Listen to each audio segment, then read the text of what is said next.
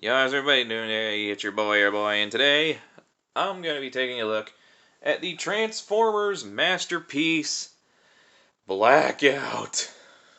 MPM-13, specifically. And before we look at the figure, we will take a look at the box. It's a big-ass box. And it's for a big-ass figure. So, here we have Blackout on the front of the box. He comes with Scorponok, naturally, as he should. On this side of the box, we have some more Blackout. On this side of the box, we have Blackout in his chopper mode. Nothing really noteworthy on the top or bottom of the box. On the back of the box, you got your product shots, everything he comes with, everything he does. No bio, unfortunately, so there we go, that's the box.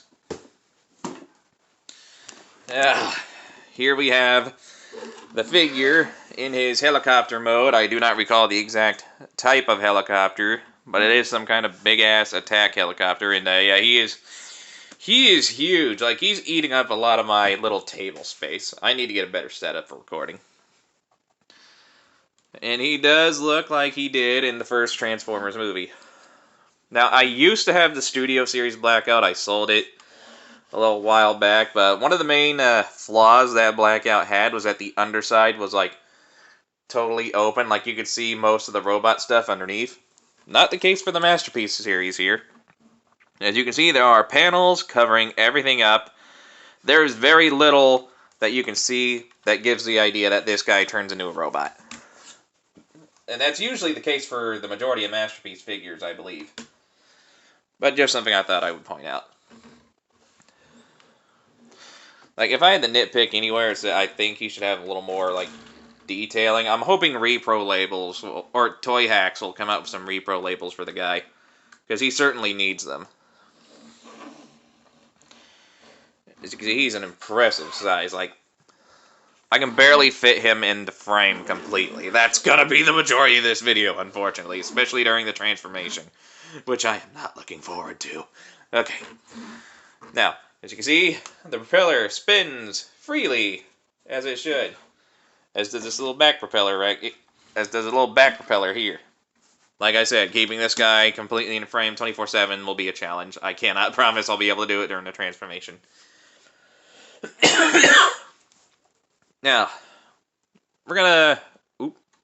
clip that back in. We're gonna take a look at the vehicle comparisons before we get to the accessories and stuff. Here he is next to Studio Series Starscream. As you can see, he is substantially bigger than Starscream. Like, if he wasn't classified as Masterpiece, he would easily qualify as a Commander class.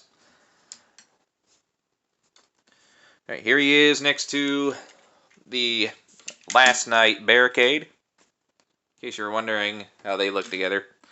Easily my two favorite Decepticons from the movies. They deserve a lot more love than they get, and they should be utilized for other Transformers projects a lot more often. Alright, here he is next to Studio Series Ironhide. I think that scale kind of works. And here he is next to Studio Series Ratchet. Alright, now that we did the vehicle mode comparisons, let's talk accessories. He comes with a decent few. First things he comes with are these two miniguns. Get the camera to... There we go. They are done in a dark gray plastic. And he comes with two. He also comes with these little blast effect parts. I will show these off better in the robot mode, but you can attach them to the miniguns. Like that, make it look like he's firing a barrage of bullets, or make it look like he's shooting missiles from the minigun for some reason. I'll get more into these when we get the robot mode. And last but not least, he comes with his little partner, Scorponok. And yeah, this is substantially better than the Studio Series Scorponok. He has a nice gold paint covering bits and pieces of him here and there. Here's the underside, a nice silver. I believe this centerpiece here is made of die-cast metal. And yeah, as far as articulation for Scorponok goes, the head can tilt. Can't really look up that much. You can look down a little bit. The arms can move up and down. They got a double hinge right there. The feet don't move independently, unfortunately. They are attached to this ball joint here, so you can adjust them. So you can have them like in a standing upright-ish position, or angle him back down, make it look like he's crawling a little lower. This tail moves on a hinge down here. Has a hinge right here, ball joint here. I wish there was like one more little hinge or ball joint at the tip of the tail, because it just looks way too straight, in my opinion. I wish it had just one more joint to make it look a little more natural looking, but you know what? Overall, it's not bad. Like, as far as pack-in Scorponoks are concerned, this is probably the best one we got. And naturally, you can store his weapons and Scorponok on them. And I guess if you have the blast effects attached to the weapons, you can store those on them too. I'll go ahead and show how that works. Starting with the guns. What you want to do, these little tabs right here, little slot holes right there. I might need to turn the light on during the transformation. I can barely see what I'm doing or pointing at. They can attach on both sides. Like that. So now Blackout has some guns. As for storage for Scorponok, what you want to do is you want to come to the back here. Open up these back panels. You see these two little notches right there. Scorponok has a little slot hole right there that those will plug into.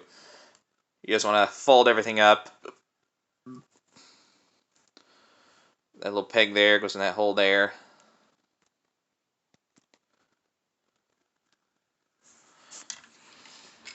And we just get them in there. You know what? I'm going to go ahead and turn on the light so you can actually see what I'm doing.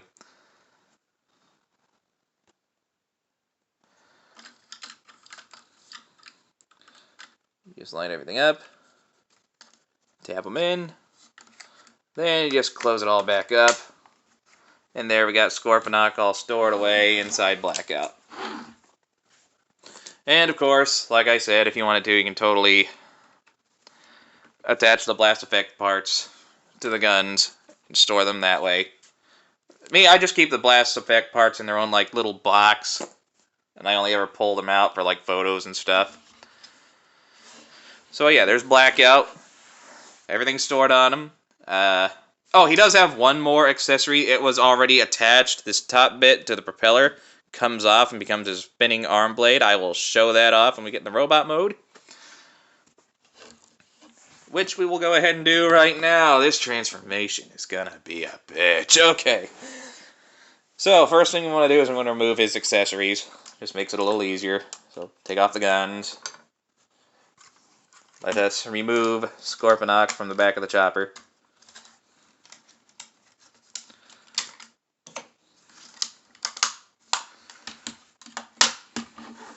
Then, I'm going to have to raise this camera way up because he's going to get pretty freaking big and I'm going to need a lot of space. Then from here, what we want to do is I'm going to go on the end of each of these propellers. You can see the seam here. You just want to go to each one and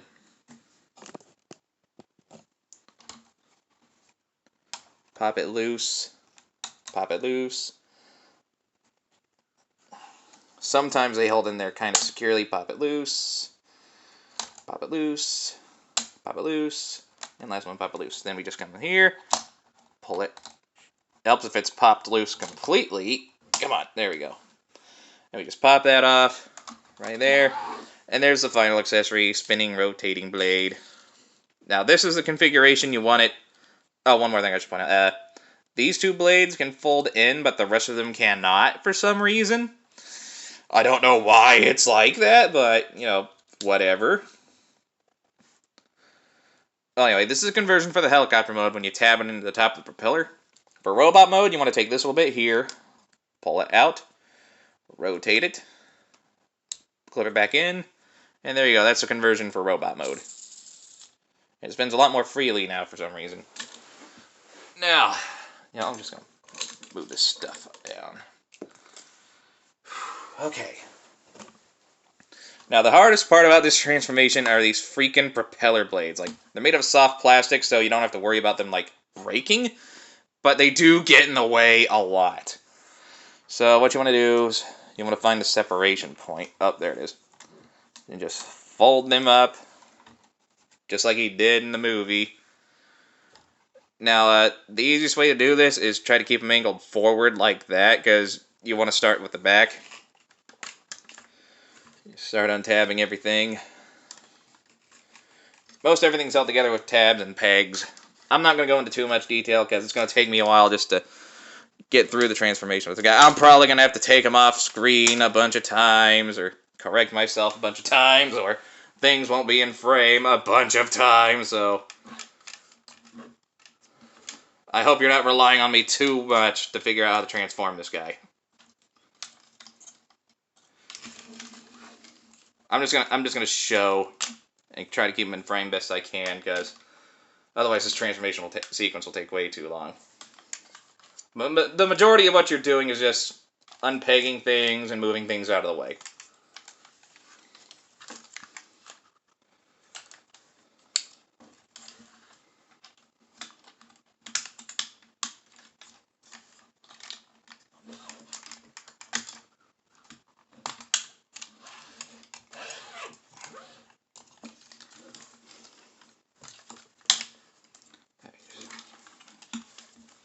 There we go.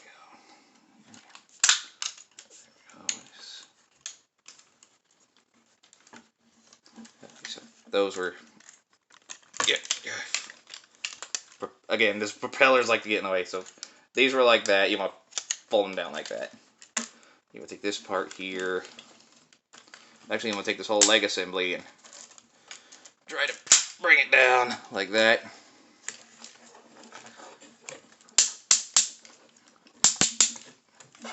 You would take this bit here, rotate it around. Then let's see, next round I want to come up here. Again, a lot of what you're doing is just getting things out of the way for other things. There we go. Open that up like that. And from there, just gotta pop that open like that. Angle these up like that. And I practiced the transformation beforehand, and it's still a pain in the ass. I thought the Studio Series transformation was hard. No, this guy's a cakewalk compared to that thing.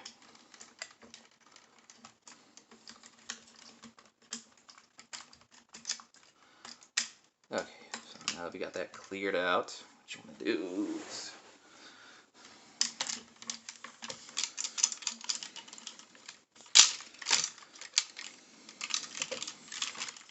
Alright, let's focus on one thing at a time here. Start with torso. We'll pull this front bit out like that. That'll allow us to pull these side panels out like that. Then inside, you see those little black smoked windows. You want to fold those in all the way like that. Same on the other side.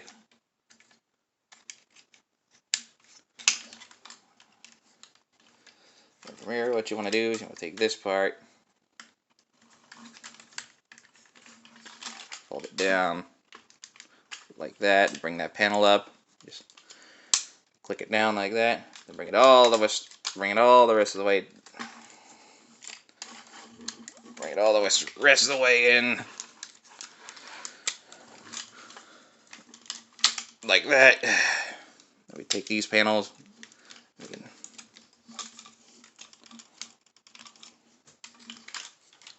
just line them up, I guess, for now.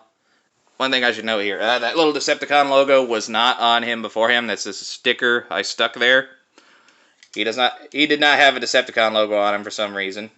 I don't think he had a visible one on in the movie, but still, a Decepticon should show his colors, especially if they're a loyal Decepticon like Blackout. To my understanding, any bio they ever written for him, he is depicted as a loyal Decepticon.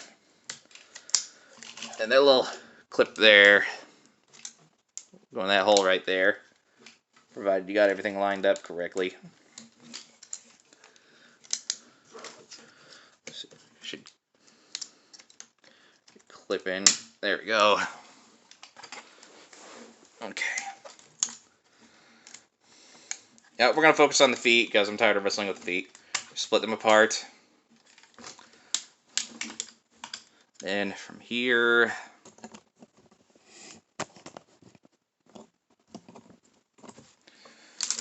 what we're going to do, rotate. Bring this panel down on a double hinge right there. Bring it all the way around. Take this panel, fold it up like that. Then you just want to rotate it all the way around like that. Then from here, what you want to do, you want to fold the foot down. Oop, make sure that's tabbed in correctly. I totally missed that part. There we go. Right, you want to take these heel spurs and flip them down. Flip the toes down too. That'll lock that panel into place, kinda. And from here, what you want to do is you want to take this little panel, bring it up. Then on this hinge right here on the inside of the leg, you gotta swing that all the way around, like so. You'll take this panel, fold it in like that. Oh wait, am I doing that right? Oh no, you don't want to do that. You want to bring it in, clip it into the side of the leg, there, then bring the panel to the side like that. There we go. Now repeat the process on this end. Fold up panel, put 2 tabs, 2 holes.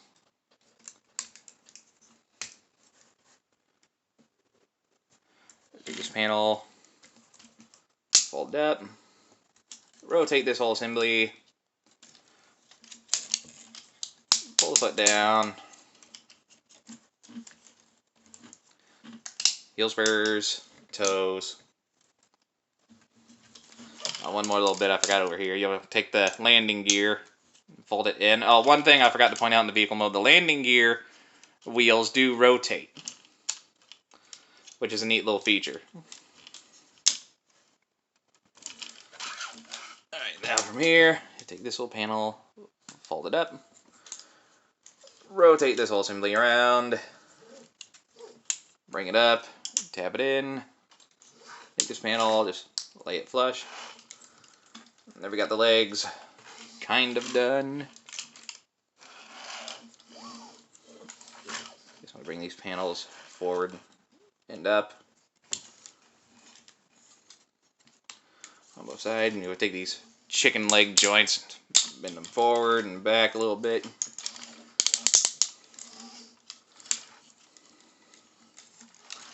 And there we got the legs done. Now we got to work on literally everything else. Transforming this guy is a process, I will tell you that right now. Oop.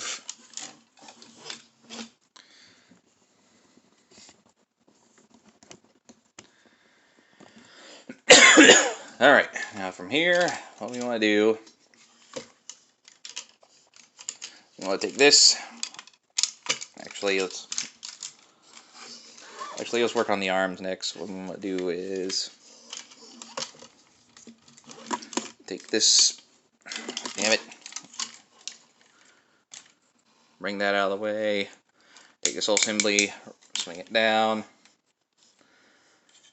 and we'll take this panel here, fold it in like that, take that, fold that down like that, and you would Just fold it to the side like that. I hope you saw that because I'm not repeating myself. You're going to come underneath here. Open up that panel. Pull out the hand. If it'll cooperate with you, pull out the hand. There we go. Close that panel back up. And from here, you'll take this little thing, that little thing right there, flip it out, and that peg will now plug into that hole right there.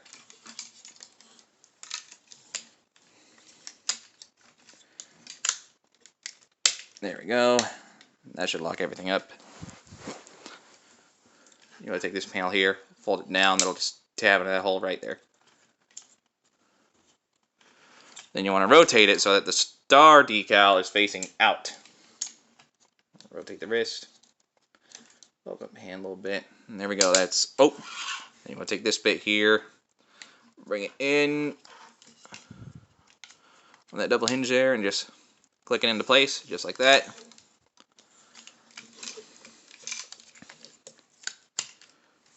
Take these things here. Just bring them forward all the way. Right now we repeat the process on the other side. Bring the whole arm down.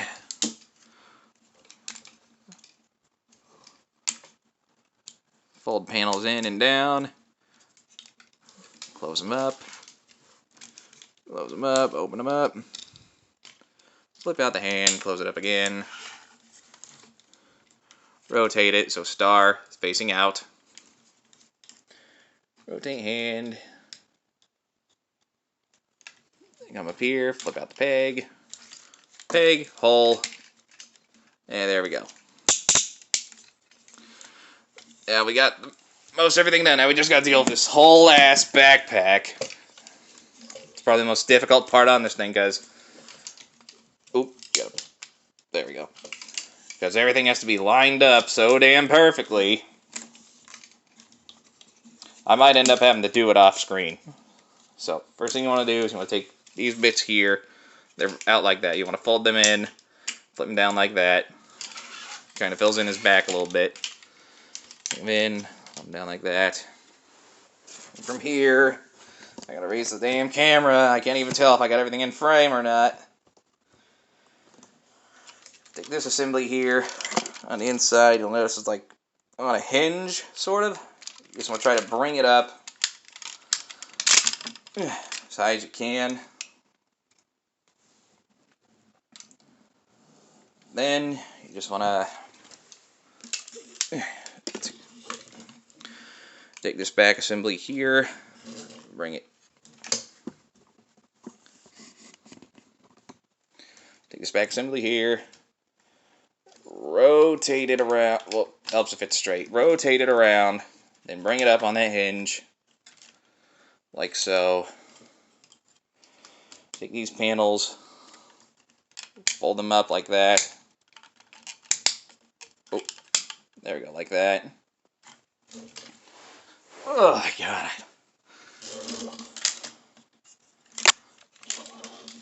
Then you just want to flip out that there. And it's a matter of squeezing everything in and make sure everything is lined up straight. That's the hard part. Make sure this back is straight. It's a pain in the ass. There we go. Actually, let's deal with this. It's getting in my way too much. Take this panel, fold it down. Take this. Oh, you want to take the propellers first. Straighten them out like that. And there's a little hole there for the tab right there.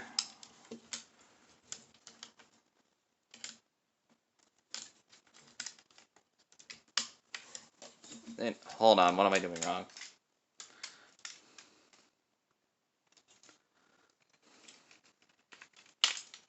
Oh, okay, I see. You wanted to pop that loose and bring it up.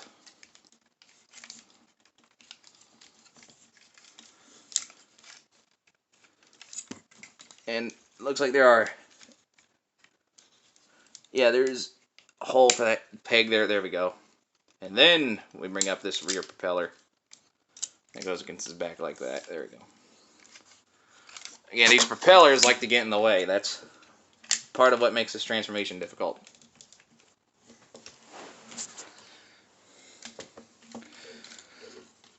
Alright, so the idea of what you're trying to do is trying to make sure this back is inserted all the way down and tabbed in, and this little thing here is going to swoop over that tab there. I'm going to do that off screen, guys. I cannot do it. Hold on. Okay, let me briefly explain what I had to do.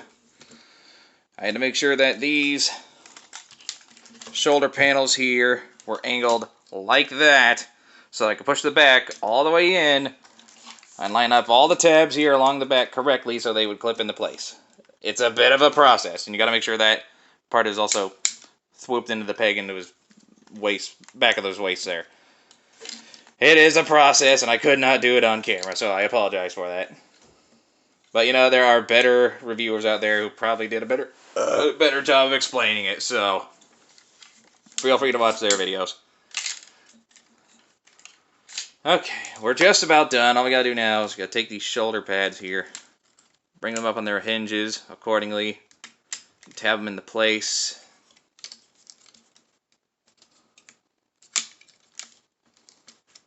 Come on. Is it up there? There we go. And we're just about done. We want to take these panels here and hold on. Okay, you want to take these panels here, bring them up, rotate them in so they line up with these fins here. They don't like to peg in securely. Just, you know, line it up best you can. Don't expect it to stay in place. Sometimes things like to pop out of their holes when they're not supposed to. There we go. There we go. Alright, bring the freaking propeller blades are not helping me here at all. So bring this up. Rotate it in. There we go. Plug that in. Check it. Plug it. Are you kidding me? Ah! Alright, I got it. The back should look like this. This tab does not like to stay securely, but it should look like this. For the most part, it should appear like this. Freaking thing. Cooperate with me! As soon as I put it back on the camera, it just wants to pop loose. Hold on. There we go. I think I got it. Everything is where it should be now, I think. You just take the propeller blades, angle them down, take these panels, and I think you're supposed to flip them down like that. There we go. And I think we are finally done. So let me straighten them out. Oop, too much. And there we go. Here we have Blackout in his beautiful robot mode. As you can see, he is quite the impressive figure. I gotta say, I absolutely love how this guy looks. Once you get yourself through that pain in the ass transformation, the reward is very much well worth it. I gotta move him back. I gotta do things to the camera. He's so big, I can barely fit him in frame. Oh, one more thing I forgot. You wanna bring these skirt pieces out. Like that. Oh, I forgot one little thing. This part here, you want to...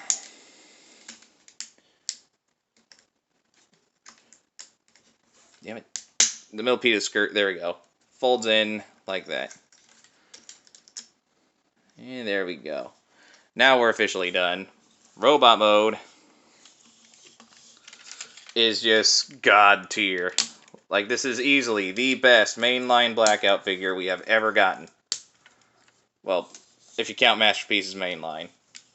Like, non-third party. Like, non-third party Blackout, this is the best we have ever gotten. Like, my only real gripe is that you really have to toy around with his ratchet joints to get him to look like he's standing up straight. He has a lot of weight distribution issues, especially during the transformation. Alright, I'm going to raise the camera up a little bit. Bring him in close here so we can get a better look at that head sculpt. Again, that Decepticon logo wasn't there. That's just a sticker I put there. You can get a better look at this guy's head sculpt. Very, very screen accurate head sculpt. I do love how that turned out. Just bring him around. I've always loved how in the majority of Blackout figures, the propellers rest against his back like a cape. I always thought that was neat. Just bring him down. So we can get better look at all that gorgeous mechanical detail. Like, this is easily one of the better Masterpiece movie figures they've done, despite the complications.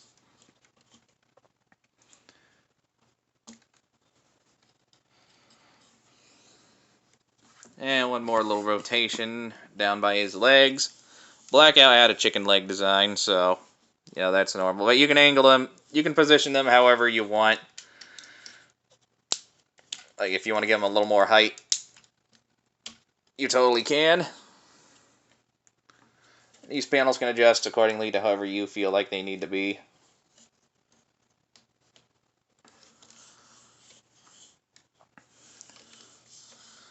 Now, as far as articulation is concerned, the head is on a ball joint. Can't really look up that high, but you can look down quite a little bit. Might look a little better if I can get the camera to focus. There we go. The arms can go out that far. They go forward on a ratchet joint about that far. They can go back about that far. There is bicep rotation, 90-degree elbow bend.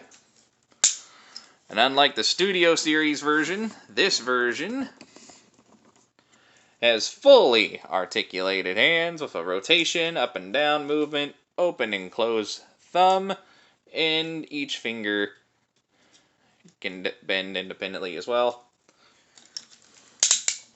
These skirt pieces can go in and out accordingly to how you need them, and they do move up a little bit to accommodate the waist rotation. The hips are also on a ratchet joint. They can go up about that far and go back about that far before stuff gets in the way. He does have thigh rotation. I don't know what that was. And like I mentioned earlier, he's got these double-jointed chicken leg knees. And the feet, they can tilt about that far, and they can go up and down about that far.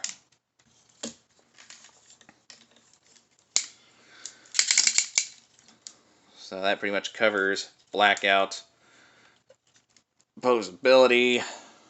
Now, accessories. His accessories, they all fit on him as they should.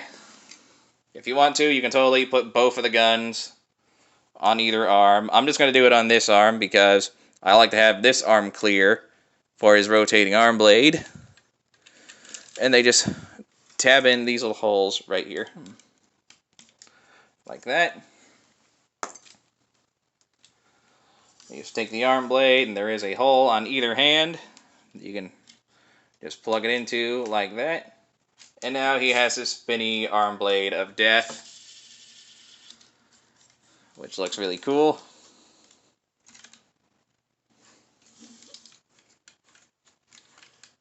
Oh, and of course, if you want to, you can totally take Scorponok here and store him on the robot mode. You just split the propellers down the middle. There is a tab right there on the center of his back for that little hole right there. Just Tap it in like that, and it holds him. But me, I'm just going to leave him off. Put his little robot mode on the ground here. Now, as far as the blast effect parts go, you can totally hook them up with the gun right here. Do I not have this tabbed in all the way? There we go. And make it look like he is shooting his weapon at the military personnel or Autobots. And one more neat little gimmick this guy has. If you recall in the movie, he does have a cannon in his chest. What you want to do is you just want to pull that down, flip this out, and boom, chest cannon right there. And if you want to, you can totally take a blast effect part and plug it in like there, make it look like he's shooting missiles out of his chest. And that is a neat little gimmick. I do like that. Remove the blast effect parts.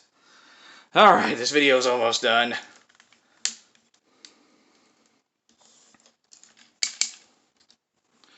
Let's get to the robot mode comparisons. This dude is just big and beefy.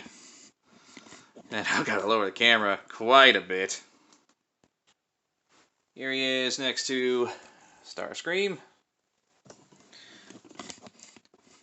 And yeah, the reason I wanted Masterpiece Blackout was because I think he'd make as a good stand-in for both Blackout and Grinder due to his size. Because he's not, like, super duper big, but he's not, like, super duper tall either. So I think he scales well for both characters. So if you want to have him as a Blackout or a Grinder, I'd recommend him. Because this is more or less the scale that I would picture Blackout is compared to other Decepticons like Starscream. However, I do admit he is a little tall compared to some deluxes like Barricade here. Because I do believe, canonically, Barricade was a little taller compared to Blackout. Like, at least up to his waist, not past his knees. But still, that's not too far off.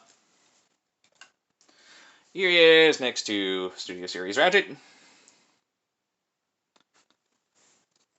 Now, fun fact, in the Nintendo DS version of the first Transformers game, one of the bosses was you played as Ratchet, and you fought Blackout. That's why I used him for a comparison. And last but not least, here he is next to Studio Series Ironhide. And yeah, he towers he towers over literally every single figure I have, with the exception of my combiners. Like, if he wasn't a Masterpiece figure, he would definitely classify as a Commander class. Alright, that about sums up this video.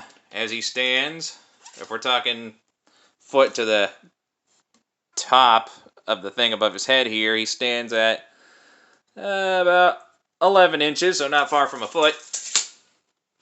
And at the time of release, he was going for about $150, $160 retail. I got mine at TFCon for about $200.